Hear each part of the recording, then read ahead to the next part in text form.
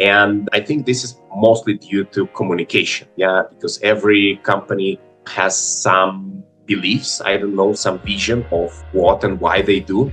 And they communicate it through their channels, through their websites, through their social media, through even, I don't know, logo and so on. We are trying to communicate it. And as far as most of our customers, they are indeed very adventurous and active and curious. Not always in terms of doing extreme activities, but it's like a soft adventure. So like going and exploring gastronomy of the communities is also an adventure. Hi everyone, welcome to Now Boarding, a travel podcast by me, Payal Nayar. This show aims at creating awareness about ecotourism, sustainable tourism, responsible travel, and a lot more. We will cover stories and journeys of people who are ecotourism specialists and those who are leaders in their field. We will also be talking to people who have had unique travel experiences, remarkable conceptual places to stay, unexplored cultures, and ancient histories of various towns and cities around the world.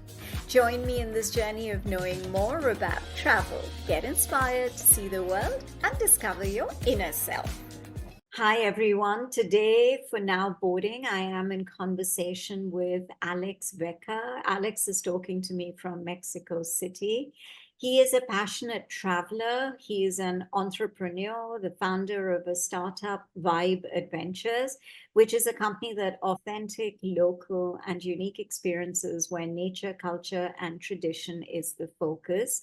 And I think in today's times, it's a very important business to be in, and it's very important for travelers to understand the importance of it. So I'm really excited and looking forward to talking to you, Alex. Thank you for joining me today on Now Boarding. Thanks, Payal. Good morning to everyone. Glad to be here. Yeah, hope to share with everyone whatever interesting and useful information about the world of traveling I can. Excellent.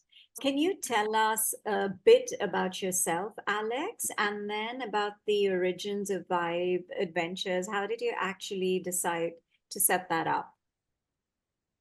Yeah, sure. I'm originally from Belarus. Since I remember myself, I wanted to discover the world. Since being a kid, that's why I took seriously learning foreign languages. Geography, history were my favorite subjects at school. I studied tourism in my university. When I got a scholarship, I got my bachelor and master degree in Czech Republic.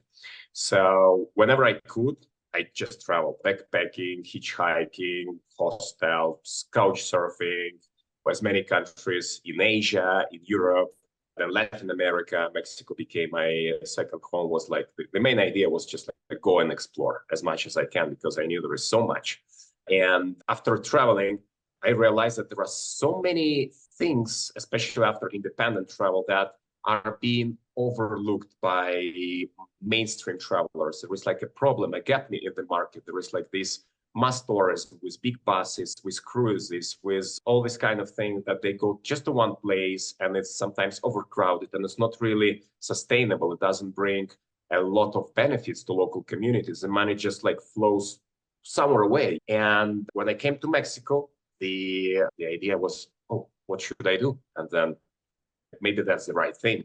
Mexico has a huge travel potential. During pandemics, it never closed borders. It became at some point number 2 destination in the international destination in the world. And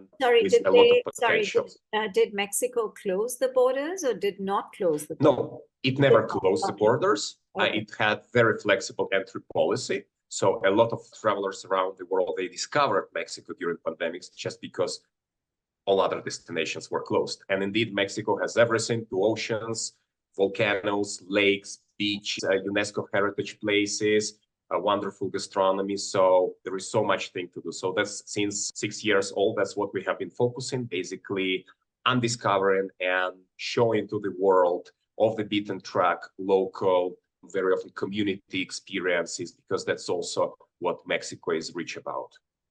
So how do you integrate the local culture and communities into the travel experiences that you provide for the travelers? And also, how has it helped in the development of some of these communities? Mm-hmm.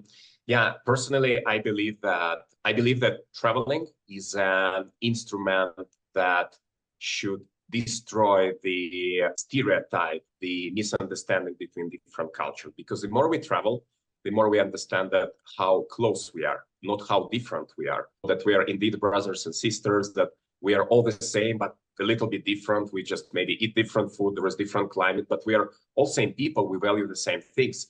And especially in Mexico, of course, it also has a lot of stereotypes on international, let's say, media arena.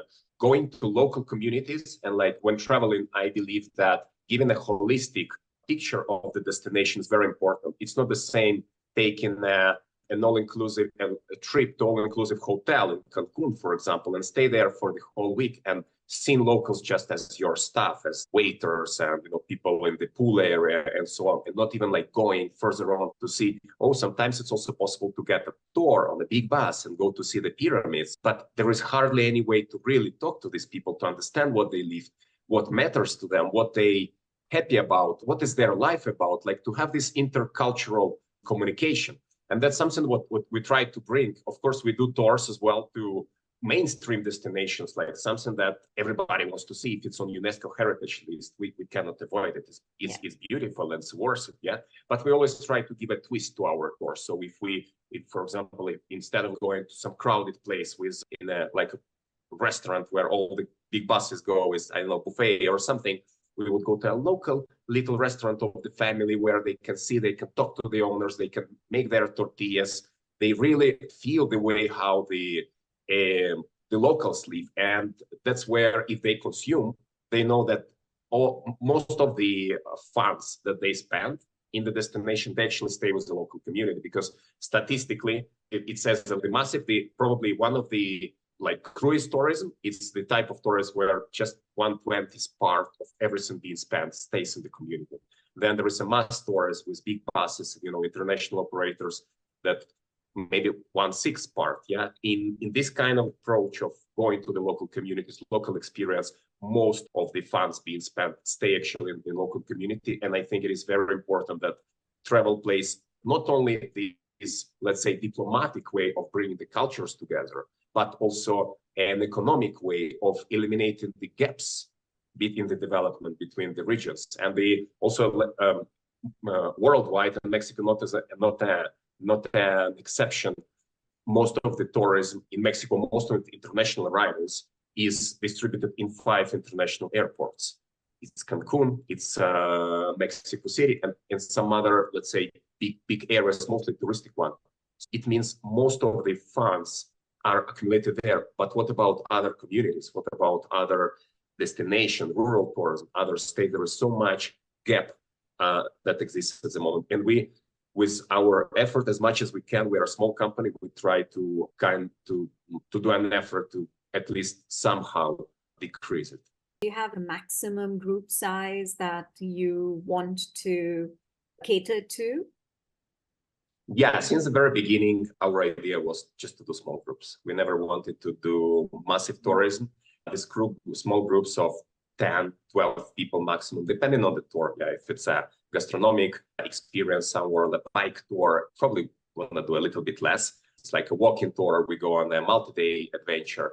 We can go up to 12 people. Yeah, that's our maximum. That's what we do, because we believe that also traveling is not only it's a tool for diplomatical tool, and not only it's a tool for decreasing economic gaps, but it's also a tool of just having good time, just socializing, meeting new people, having friends, having enough space for communication inside the group and with outside world. And in small groups, it's always better. I noticed on your website that you talk about your team members coming from a very diverse background. So can you just highlight that as to how that came about? Was it just a coincidence, or was it something that you chose to do deliberately? I would say it's a matter of both. Deliberately, I believe that diversity, that's the key. to better understanding between different people, between different cultures. Statistically, it's so proof that teams that come from different backgrounds, they can have different opinion, different points of view. And as a collective, as an organism, they function more efficiently, right? Because everybody brings something in. Yeah, so we have been never closing, I don't know, always open to all kind of people of background, of different gender, of different social, economic, and so on. Yeah, so yeah, that's why we have, and we also never closed based for, let's say, with an academic background, because very often you can study something, but then at some point you really realize that my passion is really here and I can do it greatly because I really enjoy it. I think it's important, let's say, when for the team to have more merit-based, yeah, than some kind of academics, title-based, and so on. So there are people in our team from different genders, people from different types of universities, public universities, maybe some a little bit more prestigious, private universities. Somebody studied one thing, but then moved to completely other. But as far as he or she can do it perfectly, why not? So we try to give opportunities, and especially like to young people in Mexico. There is an issue with, I think, worldwide a lot. Recently, maybe after pandemic, it got even like deeper, this issue of unemployment, especially in Europe. I read you left, like you used to live in some countries in Europe, like South Europe, Spain, Italy also. It affected a lot unemployment of young people, and Mexico as well. It's hard when you finish university to go and find where you go, because it's a vicious circle. Oh, I need experience. I don't have experience. So how you go? So we try to support young people with this, to give them opportunity. And yeah, in the end, it's a win situation. Yeah, absolutely. I think it's so important to, you're absolutely right about diversity, and also the fact that it's important to give opportunity. And today, I think a lot of people, a lot of young people they're more encouraged with their passion rather than following a certain path. And so I think that's where, I guess, Vibrant Ventures offers an opportunity to a lot of the young people. So what are you particularly proud of when it comes to Vibrant Ventures? 3 things that make you so proud of where you are today with Vibrant Ventures. I think the first thing would be our persistency, because there have been difficult times. I think the last one was pandemics. A lot of companies worldwide and in Mexico, they just couldn't survive. So we have always been looking for new ways. We have been always open to changes, to adapt to the world. During pandemics, we embrace different doors. Okay, we don't have it, so let's change it. We cannot enter here to the ecological zone. Let's offer around them. Let's go around. Let's check this. Let's add extra activities, because some people were still coming to Mexico. That's why Mexico probably, it did really suffer. There was not much, let's say, support from the government to the guys, to the companies. But we came with the way around. At some point, there was an opportunity to start doing virtual tours, and we were like, oh yeah, let's try it. And we, at some point, we were cooperating with a platform called Amazon Explore. We were probably one of I would say top 5 operators worldwide in the number of virtual experiences. We developed, like, during these 2 years, around 35 experiences around Mexico, and we were like having plans to expand to different cities as well, because at some point it was very important, very useful. Right now, let's say virtual tours are less booked because the world is open, and most people prefer actually real tactile experience where you can go, smell, and so on, instead of having it real time. Then we did also the small group tours, the free walking tours, yeah, because still in pandemics, a lot of younger North American travelers were coming, and for them it's very typically to look for these type of experiences, yeah, like a free walking tours experience. So we did it. So our goal was, whatever it happens, it's a challenge, but it's something or someone is giving us, because it's an opportunity to grow. Yeah, so I personally see all the challenge as a treasure, not as an unfortunate thing, but as a treasure, because it gives you an opportunity to improve. Yeah, sometimes in a difficult way, you need to struggle, but in the end, that's the outcome. Always, you grow. So that's also what happened to us. We growed, we learned, and our main goal was to keep providing employment. Yeah, because we have been working with the guides, And at some point when things go wrong and there is like no support, we tried completely everything and we did it well. So I'm really proud of ourselves on our team. And yeah, we have been like doing a lot of changes during these 5 years. How is Mexico impacted by climate change? Are you seeing any kind of, you've lived there now for how many years? 7 years? 6 years? How many years? It's about 6 years that I'm here. And I think Mexico, the whole world is experiencing climate change. In Mexico City, I think before the situation was much, in terms of the climate change right now, the rain season, because two main seasons, it's a rain and dry season. Yeah, in summer, from May to September, it's raining every day over here. Then it's a dry season. Yeah, it's almost warm. Yeah, sometimes like you go outside Mexico City in winter and it can get -Celsius, but it doesn't snow because there is no precipitation. But yeah, I feel recently there was extreme heat waves, which is not really common. Sometimes you get it very cold. Maybe in Mexico, in Mexico City, it's not that kind of like visible. What is more visible, let's say, on the coastlines in Mexico, like recent statistically this decade and like previous decade, the number of unpredictable events like hurricanes, yeah, they can bring catastrophic consequences and so on. It has increased dramatically. Yeah, so this is also speaks a lot. If I talk to my home country, Belarus, I think that's where the comparison could be a little bit more dramatic. I remember being a kid in winter. It's a white winter with snow, with frost. And the kids love it because you can go, you can play, build snowman and so on. But let's say last 10 years, 15 years, it's so unpredictable. You could have it's raining and then like the New Year's Eve, you don't have even any snow. It's really so uncommon. When I look 20 years, 25 years back, that's something that never existed. Yeah. In terms of, let's say, Mexico City, what does affect it is pollution. I think in the 70s, if I'm not mistaken, Mexico was one of the most polluted areas worldwide, like metropolis. Right now, the situation is much better, but especially in the dry season when there is no rain, the situation gets worse. Yeah, so you can see the smoke because in Mexico City, it's in the valley. Yeah, so you can see mountains. It's so beautiful when it's clear sky, but when not, you just don't see it. And often the government, that's something good that the government does. It limits based on what number your plates of the car finishes. Day by day, you would not be able to circulate 1 or 2 days per week. Yeah, and the older your car, the less chances you do. And especially this is during the rain season when the contaminations. And I consider it's a very smart way of mitigating these kind of things. Yeah, that's interesting. Yeah, I guess everyone has to play their part. And there is no, globally now, it's just climate change has caused so much of havoc.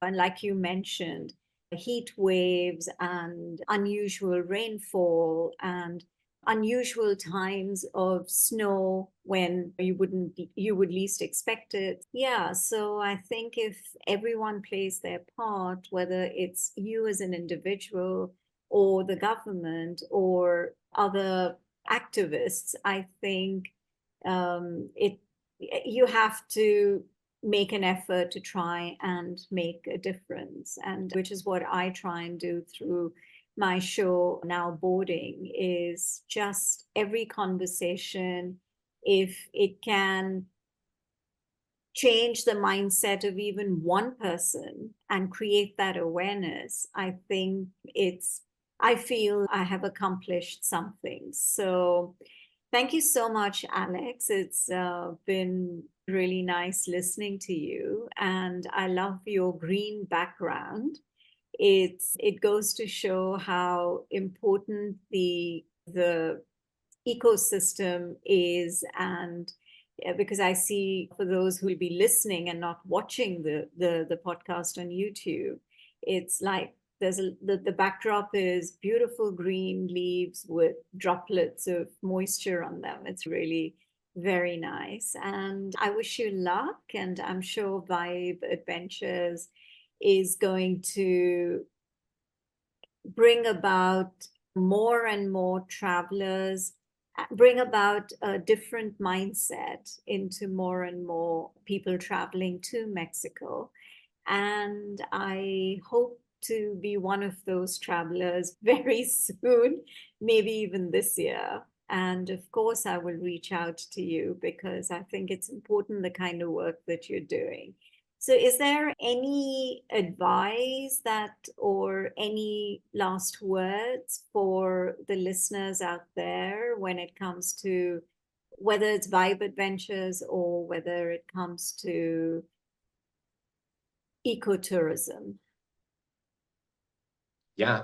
So yeah, first of all, thanks for having me here. It was a big pleasure to have this conversation. And yeah, I think the best advice or that I could give to our listeners is not to wait, just go to explore whenever there is a feeling of going out there and like to see the world, even like small places. Sometimes we need to go to the next street, another neighborhood, take a different road to the work and so on. It's just so beautiful to discover the world. There is so much places. And if by any chance, at some point, you would be willing to visit Mexico or any places in the region where we are present, Central America, please look for Vibe Adventures and we will be more than happy to help.